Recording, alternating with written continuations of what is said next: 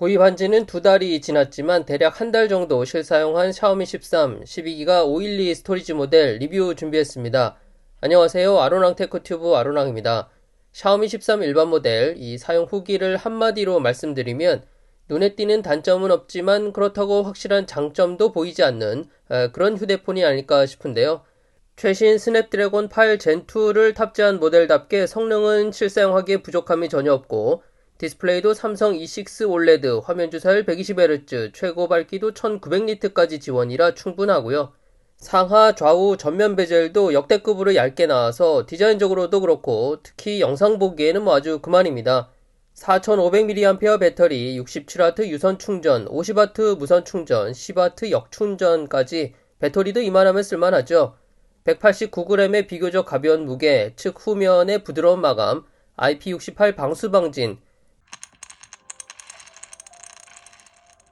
빠방한 스피커와 더욱 좋아진 탭틱 엔진까지, 또 라이카와 협업한 5000만화소 광각, 1200만화소 초광각, 1000만화소 망원, 쉴 새 없이 뛰어다니는 애들 사진 찍고 Y탄에서 인증샷 날리고 일상 스냅 촬영하기에 충분하고요.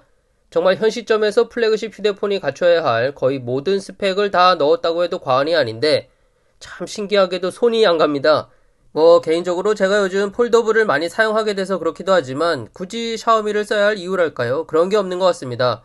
우선 시장을 좀 나눠서 볼 필요가 있는데 중국 시장에서는 아직까지 성능 대비 가격, 이 경쟁 모델 대비 이 샤오미 13 여전히 메리트가 있습니다. 갤럭시 S23 8기가 128 스토리지 모델의 경우 중국 정발 가격이 96만원입니다. 같은 용량의 샤오미 13 일반 모델은 22만원 저렴한 74만원이고요. 더군다나 배터리나 탭틱 엔진 같은 경우 샤오미 13이 좀 더 좋기까지 하기 때문에 이 중국 소비자들 입장에서는 샤오미 13 일반 모델을 구입하는 게 어쩌면 당연한 시장 상황인 거죠. 하지만 우리나라 시장으로 오게 되면 상황이 완전히 바뀝니다. 일부 스펙에서 샤오미 13이 좋다고 해도 갤럭시 S23의 삼성페이, 편한 AS, 가격까지도 이런저런 할인 적용해서 샤오미 13만큼 저렴하게 구입할 수 있기 때문에 굳이 샤오미 13을 구입할 이유가 전혀 없죠. 브랜드 선호도를 보면 북미 시장 환경도 우리나라와 크게 다르지 않을 듯 하고요. 유럽 쪽은 국가별로 선호하는 브랜드 차이가 있긴 하지만 전반적으로 봤을 때 아직까지 갤럭시 S23이 좀 더 우위에 있지 않겠나 싶습니다. 그러니까 결국 스펙 괜찮고 실사용 성능 역시 나쁘지 않지만 그 돈이면 갤럭시를 구입하지 이 샤오미 13을 선택할 샤오미만의 어떤 매력이 없는 거죠. 2년 전만 해도 가격이 그 매력이었는데 지금은 중국에서조차 샤오미 플래그십 시리즈는 너무 비싸다라는 얘기가 나오는 상황이니까요. 샤오미 13 일반 모델이 뭔가 애매해진 이유 비단 가격 때문만은 아닐 겁니다. 개인적으로 디자인도 문제가 좀 있다고 생각하는데요. 물론 샤오미 13 시리즈는 이 샤오미 치고는 꽤나 잘 뽑힌 디자인이라고 봅니다. 하지만 이 뭐랄까요, 샤오미만의 아이덴티티가 부족해 보이는 느낌이랄지 현재 샤오미 같은 경우 매년 플래그십 시리즈의 후면 카메라 디자인을 바꿔서 출시하고 있는데요. 이 갤럭시나 아이폰처럼 2, 3년 정도 한 디자인을 조금씩 업그레이드 시켜나가는 전략 필요하지 않나 싶어요. 좀 독창적인 디자인으로 말이죠. 정리해보면 샤오미 13 일반 모델은 6.36인치 적당한 크기에 큰 단점이 없는 올라운드형 플래그십 기본형 휴대폰이라고 말씀드릴 수 있겠습니다.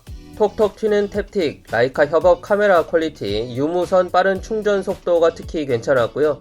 단점이라면 FHD 플러스 화면 해상도 정도, 그리고 이제는 가성비와 너무 멀어진 가격, 마지막으로 플래그십다운 독창적인 디자인 아이덴티티의 부재, 이렇게 요약이 되겠습니다. 최근 레이준 회장의 웨이보를 보니까 올해는 S시리즈, 그러니까 13 시리즈의 일부 스펙 업그레이드 모델 13S 시리즈는 출시 계획이 아예 없다라고 언급을 했더라고요.